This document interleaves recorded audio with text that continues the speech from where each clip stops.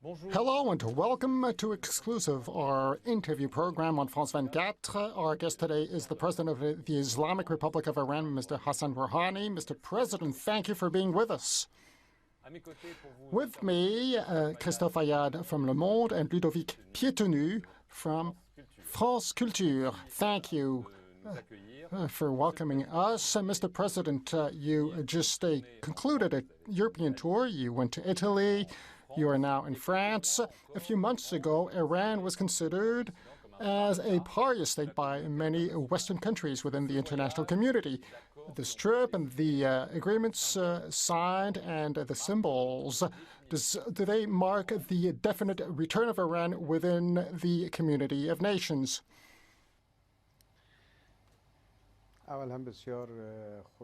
Well, first of all, I have to say I am very pleased.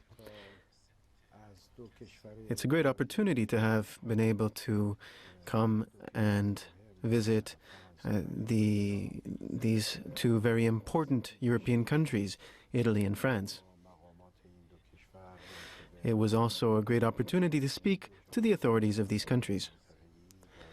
We were able to speak about a variety of issues that are of interest to all of our countries at a national, regional, and international level. In my view, Iran has never been a pariah on the international stage.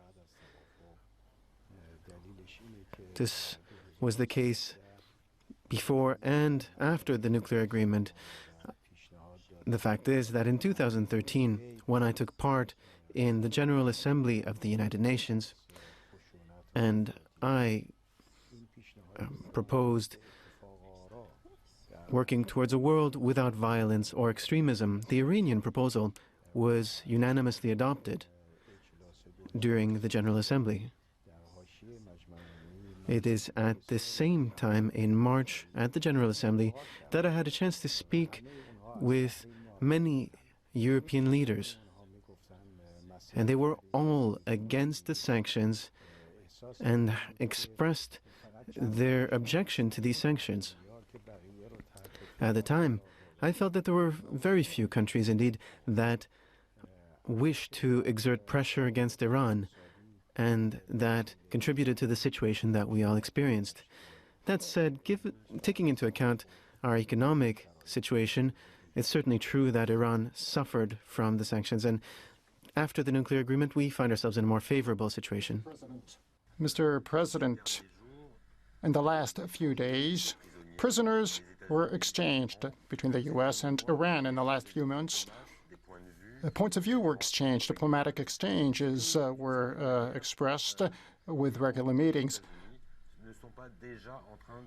Are U.S. and Iran already fostering diplomatic relations while they're still not recognizing one another?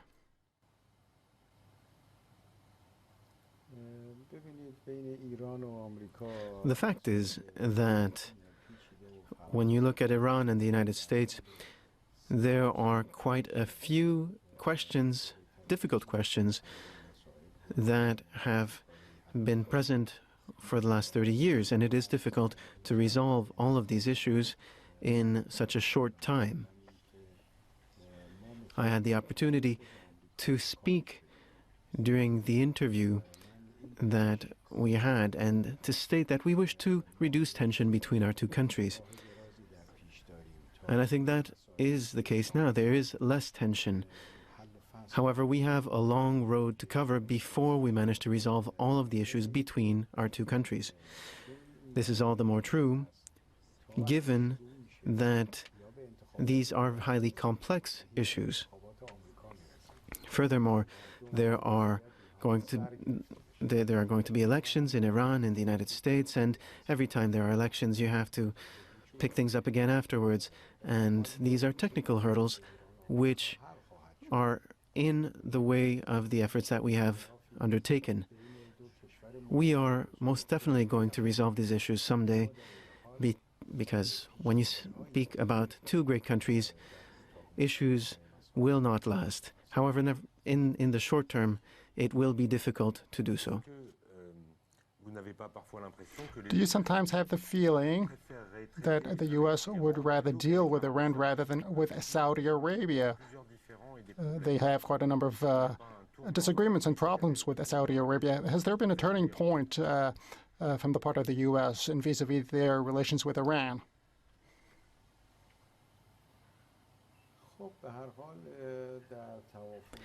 Well, look, during and after the nuclear agreement, we had the opportunity to try to smooth the way towards resolving a certain number of issues between our two countries.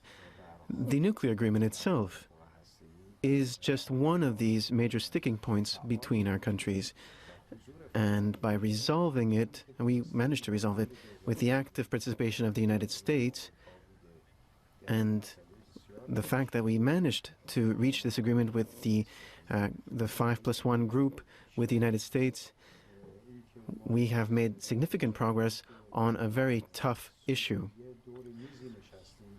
And that is a step forward. When it comes to negotiations with Syria, we have been taking part at a meeting where the United States are present as well, and that was simply unimaginable several years ago. But conditions have changed significantly. The United States today see Iran as having the potential to fight terrorism. It is, in their view, the only country in the region able to do so, and that is a major fact. Iran's clout in the region is important, and the Iranian steps taken towards that in the region show that commitment. The elections that are taking place in Iran, the Iranian democracy, the fact that we have had regular elections and we have never tried to delay them is all important. Countries around us have very seldom actually resorted to democratic elections, and there's a major difference between Iran and its neighboring countries. You are most likely talking about or referring to Saudi Arabia, with whom diplomatic ties have been broken with the execution of an important Shia cleric, the ransacking and looting of the Saudi embassy in Tehran. What are the necessary conditions for those diplomatic ties to be restored between Iran and Saudi Arabia?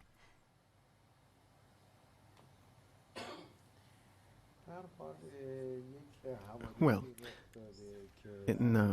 some events have taken place between our two countries, and we are not happy with those events. For starters, there was the execution of a Shiite individual who defended certain points and who expressed certain critiques of Saudi Arabia. He spoke about the need for less discrimination, for greater respect of rights, and many people in Saudi Arabia, and also the Secretary General of the United Nations himself asked for Saudi Arabia to abstain from executing this individual. And many countries around the world were surprised by the execution. Western countries also condemned these measures. No one can defend what was done. And the Iranian people were also quite saddened by these events. But what happened in Tehran against the Saudi embassy is something that we do not approve of. I was one of the first to condemn these measures, and I ordered our security officials to put a stop to these events and to arrest the people that were responsible, and they're currently in jail, and our judiciary are going to deal with their case. But Saudi Arabia's actions were not proportionate to what was done. Essentially, what we're seeing is a situation where an individual made a mistake, but who has tried to muddle the game in order to avoid responsibility when we look at Saudi Arabia.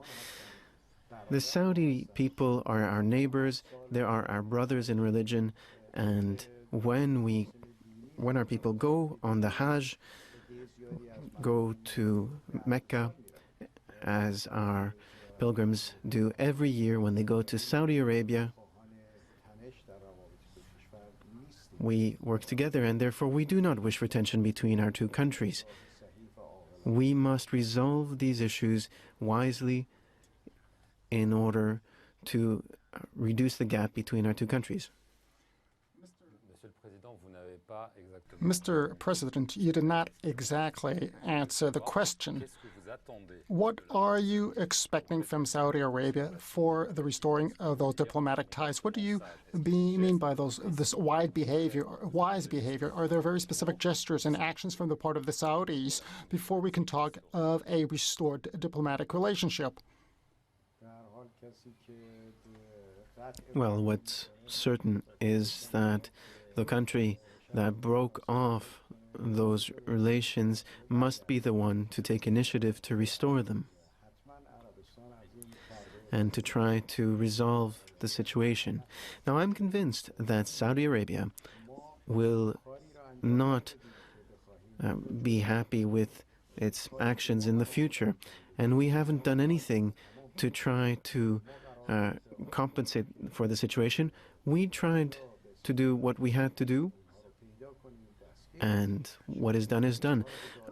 Our responsibility was to find the culprits of the attack against the Saudi embassy. We have found them. Today, these people are in the hands of the Iranian justice system, and they will be judged. As far as the break-off of relations, it's up to Saudi Arabia to find a solution. Quite a number of accusations are lodged against Saudi Arabia as to its role in the financing of terrorism and the financing of the Islamic State group. More specifically, do you have any evidence showing that Saudi Arabia is actually financing terrorism in the region?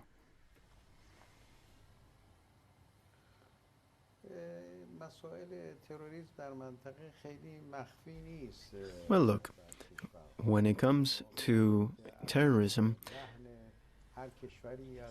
it's fairly difficult to try to understand who does what when it comes to terrorism.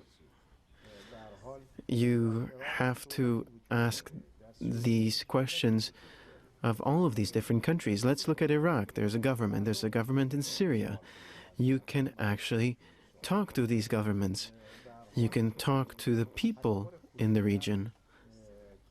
But this notion of violence, where does it come from? What are its roots? The first group that engaged in terrorist activities came from what country? I don't think it's very difficult to get to the heart of the matter.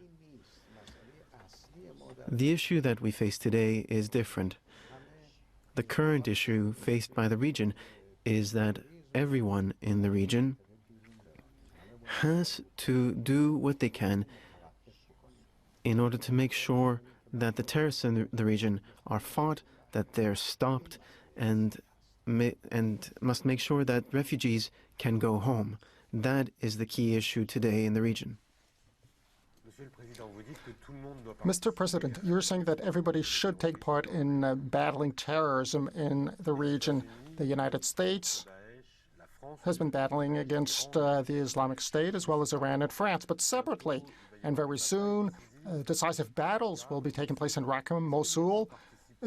Will Iran be taking part, along with the U.S., French, and other coalitions in those fights against the Islamic State group so as to get Mosul or Raqqa back in their hands?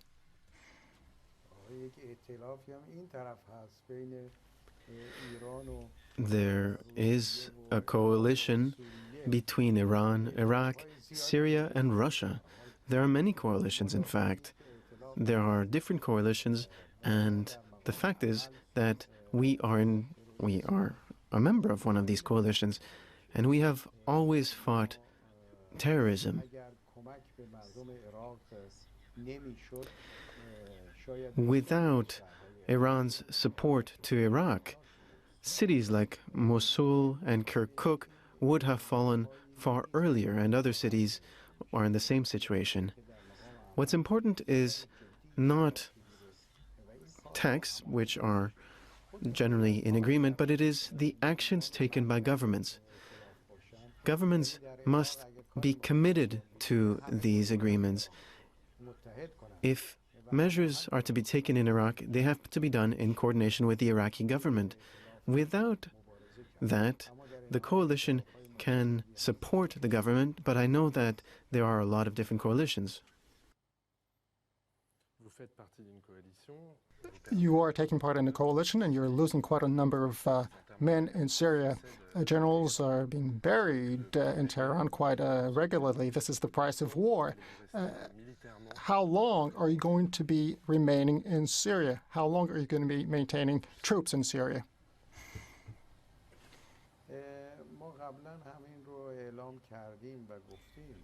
We have had the opportunity to speak about that issue because our military advisors are in Iraq.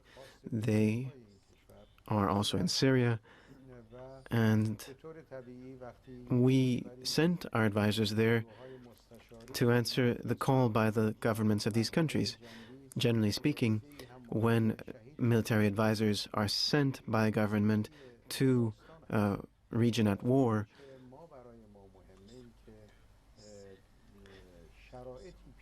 it is possible that these troops will be targeted by suicide bombers, by martyrs.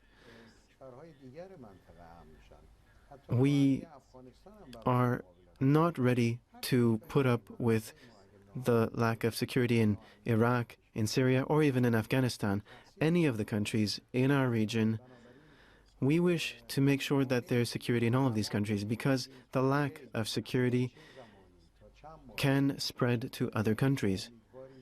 And there is no way to determine how long it will take, how many months, but we certainly hope that all of the countries in the region will take part in this effort and will look at terrorism as a threat, not just to the region, but for the entire world. You met French President François Hollande, and he probably talked to you about France, that is now is facing up terrorist threats. Did he talk about a better cooperation between France and Iran on the field, in Iraq, or even in the region in general, in the Middle East, in battling terrorism and in battling the Islamic State group? Yes, certainly. I have had several opportunities to speak to President Hollande. I have had a chance to speak to him at least 3 times. For instance, on the sidelines of the UN General Assembly in New York. And we've had the opportunity to discuss our points of view on terrorism. We have been on the phone with one another, and we have also sent each other written messages. So we found a variety of ways of expressing our points of view on these issues to one another. And during today's meeting as well, we had an opportunity to speak of the dangers that terrorism represents for the region and for the world.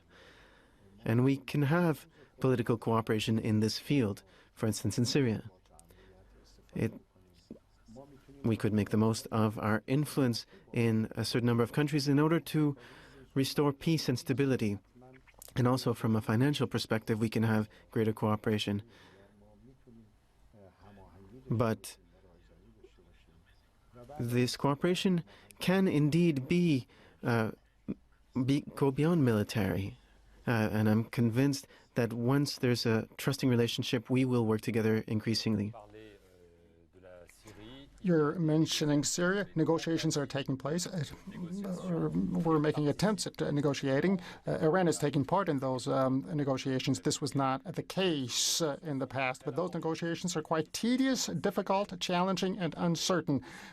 Do you have any hope that they will generate results and put a halt to wars and massacres in Syria? Well, of course, that is what we wish for. That is our hope. We hope that these negotiations will succeed as quickly as possible. But I must say I would be surprised that the negotiations would end quickly, because there are groups in Syria that fight against the central government and against the Syrian army, as well as amongst themselves. And there is also interference with Syria's domestic matters. There are arms shipments to the country, and the Syrian issue is quite thorny. I think that the solution to the situation in Syria must first be political, but it will be difficult. It will be difficult to reach a conclusion within a mere few weeks of meetings. I think it would probably be overly optimistic because of the complexity of the Syrian issue.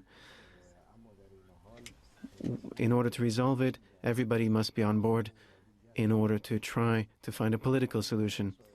And that issue must be a priority for everyone. Naturally, there are other issues to tackle as well, but I think our priority must be in fighting and eradicating terrorism in Syria in order to create the conditions for peace to return to Syria, for stability to return to Syria, and for refugees to be able to go home.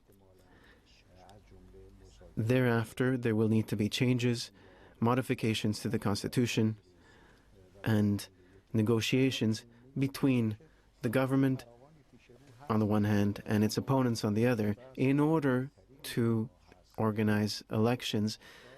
And so there will be a lot to do. And these efforts must pull all of our attention. Western leaders have criticized Bashar al-Assad quite extensively, and today this is not so much the case.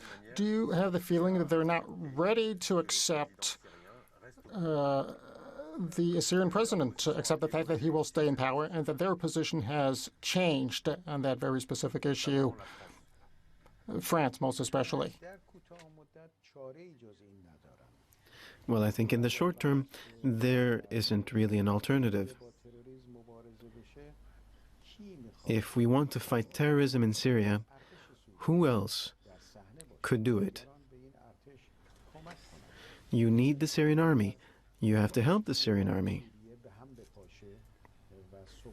The Syrian government must remain stable, because without stability from the central government, the army will not be able to do what it is supposed to do. This dichotomy between, on the one hand, the presidency of Bashar al-Assad and this notion of a Syria without Bashar al-Assad is not really relevant to the current situation in the field. Certainly, this could be looked at in the future, but it's up to the Syrian people to express their views on this topic. And first, we have to restore security in the country in order to allow for refugees to go home. And that means that we need new conditions, stable and secure conditions for people to be able to express their opinions. How could you have valid elections when 60% of the territory is occupied by terrorists? How could you even think about a future for the country under these conditions? Now, that said, what's most important is that we set the right priorities, that we make sure that the fight against terrorism is our highest priority, because that will be at the base of all of our actions. Mr. President, just to clarify the matter, do you have the feeling that Western countries that had been condemning Bashar al-Assad for all the crimes he'd been committed against the population are now ready to accept him, even though it might be temporary and even though it might be in the short term? Is that the feeling you have on the basis of the exchanges you had with them?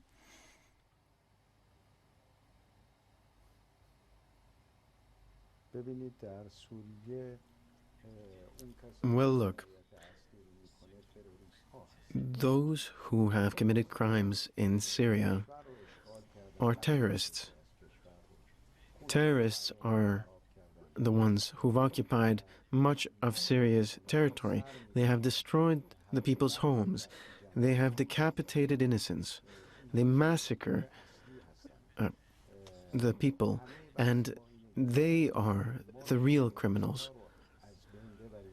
The main issue involves destroying, uprooting the terrorists. But in order to answer the question about the Syrian government's future, I think is irrelevant to the period that we're going through. How can you take a decision instead of the Syrian people? How can you decide that a given president has had good or bad policies?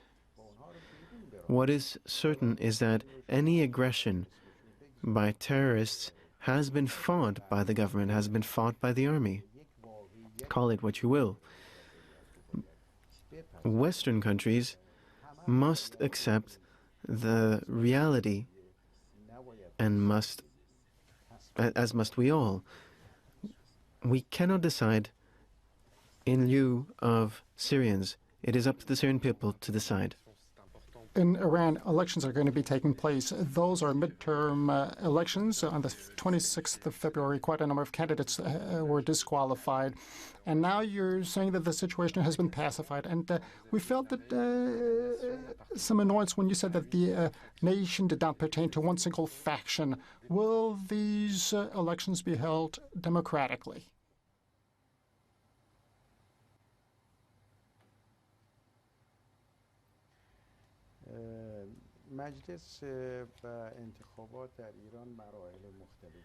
Well, look, the Iranian Assembly, the parliamentary elections in Iran, go through several steps. For the moment, people have registered to be candidates, and there are executive committees made up of everyday people who come and look at the applications in order to see whether these applications are valid. They assess their candidacies, and afterwards there's another step where the Council of the Guardians of the Constitution, which is the Constitutional Council in Iran, which must also express its position as a last resort. So we are waiting for the decision from the Constitutional Council and hope for greater citizen participation in order to allow the Iranian people to elect those that they wish to see hold a position at the Assembly. But, Mr. President, and Ludovic mentioned the speech, and we had this feeling when he mentioned that speech. We have the feeling that some people supported you when it came to the nuclear agreement and the lifting of the sanctions. And we also have the feeling that those people do not agree with your political opening, and through this selection process are now trying to stymie reforms, your reforms in Iran. Do you have the feeling that this is now taking place today within the context of those upcoming elections?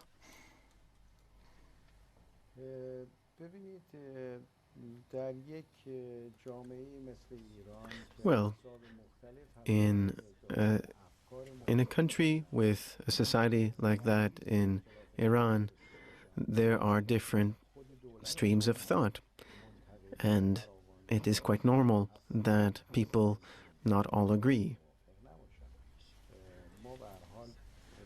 There are people who may be opposed to the policies of the current government. But nevertheless, we must always operate within the framework of the law. And I feel that the state of our elections is in line with the interests of our people. The criticisms must respect the ethics of the laws, and they must fall within the legal framework. Elections play an important part in a democracy. I myself was elected and came to power following democratic elections. And the electoral process was completely in line with our electoral laws in Iran. And I want for the Iranian people to be able to take part in the elections in large numbers. We mustn't disappoint the population. And we won't. The reason I think that's true is that those who end up being elected should be more numerous, in my view. Mr. President, you made a lot of promises during the presidential campaign, promises on economic openness and the lifting of sanctions, and those were materialized. You made good on those promises, and you also made promises on improved free speech and human rights. Be that as it may, and on the basis of United Nations reports, underage people are still executed in Iran. Journalists are now behind bars on the basis of their opinions. Now, how about those promises insofar as the release of two political figures, Mr. Kourabi and Moussani, who are still under house arrest and have been under house arrest for 5 years?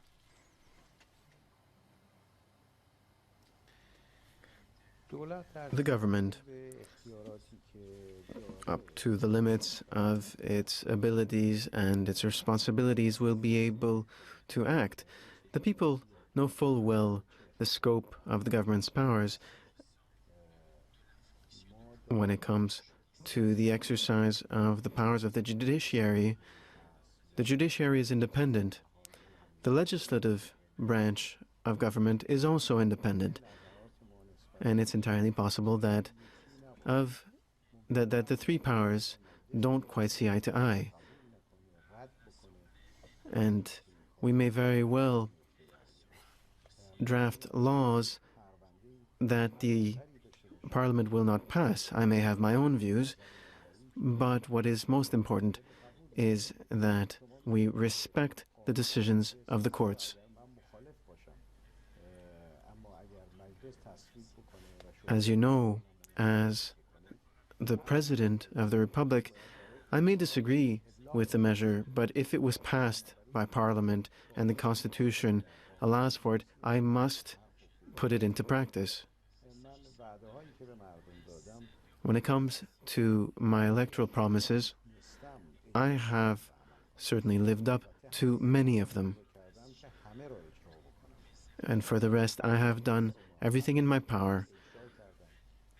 The economic situation has improved, and improved even before the nuclear agreement. I was able to tidy up the economic situation, but we are facing a hard year to come because of the very low price of oil. It hovered around $100 a barrel, and today it is closer to 20.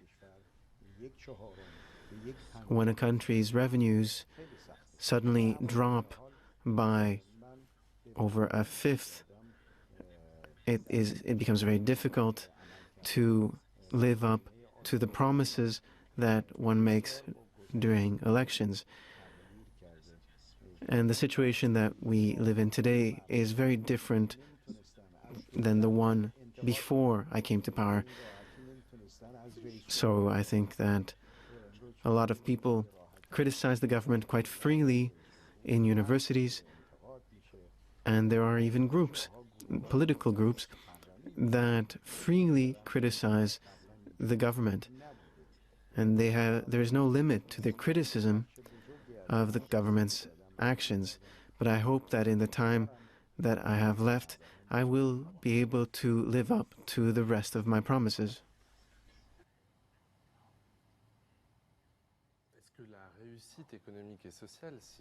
Now, if you ever reach a fully successful social and economic situation, if you do so, could this generate a societal progress and help you make good on your promises?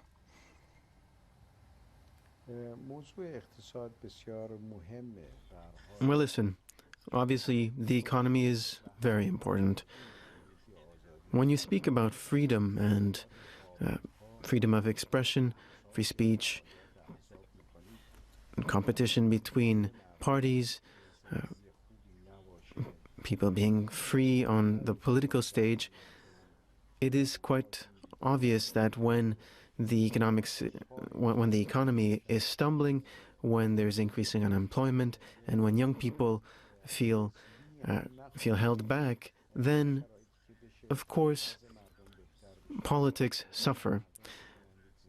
And I think that with an improved economic situation and a better standard of living, social and political activities will also be improved.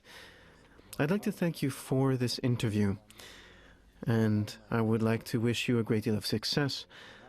I hope that my trip to France and to Italy will have positive consequences, positive for the Iranian people, for the people of France, and I hope that together we will succeed in contributing to returning stability and security to the region. Thank you, Mr. President. Thank you, Christophe Ayat from Le Monde. Thank you, Ludovic Pietonu from France Culture. Stay with us for more news.